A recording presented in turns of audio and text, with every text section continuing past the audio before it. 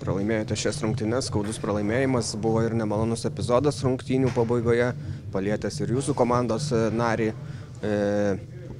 Koks jūsų komentaras po rungtynių? Turbūt sunku apie pačias rungtynes kalbėti, galbūt trumpai. Visų pirma, sveikinimai Džiugui, sveikinimai kolegai Andriui, kuris puikiai darbuojasi, veda komandas link pergalės. Aiškus yra Džiugo komandos dvasinis identitetas komandos vidaus. Taip, kad smagu už kolegą ir smagu, kad jisai pradeda savo pirmus žingsnius treniravime ir tai jam visai neblogai sekasi. Kas liečia pačias rungtynės, dvejopas jausmas. Kas liečia pirmą kėlinį, kas liečia antrą kėlinį, jeigu pirmam kėlinį. Sakykim taip, tą, ką buvom sutarę, galbūt pakankamai ir lengvai surasdavom kelių prie varžovų vartų.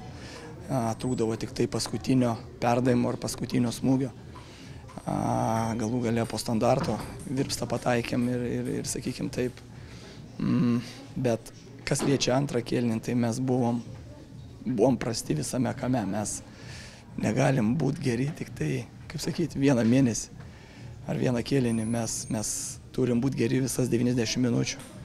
Ir reikalui esant, kiekvienas iš mūsų turi šitos marškinėlius reikalui esant ir gyvybę atiduoti. Taip, kad kas liečia šitas rungtynės, tai nesutvarkėm su antram kėlinį, ypač su jų tranzicijom.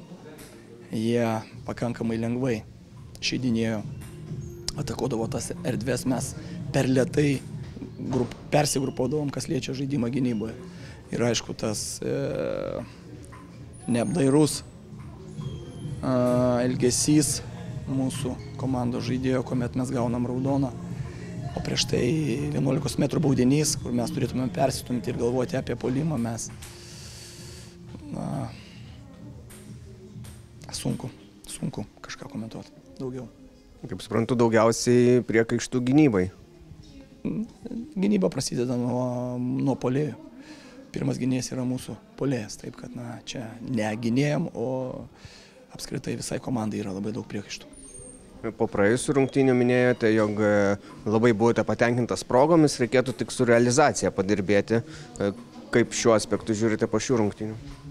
Žinote, galbūt vienas tai šviesulys šitos rungtynėse tai, kad galėjo rungtynių pelnėm įvartį, o daugiau sakau, antras kėlinys mes neturim teisės taip žaisti. Neturim teisės taip žaisti, kaip mes žaidėm antram kėlinį.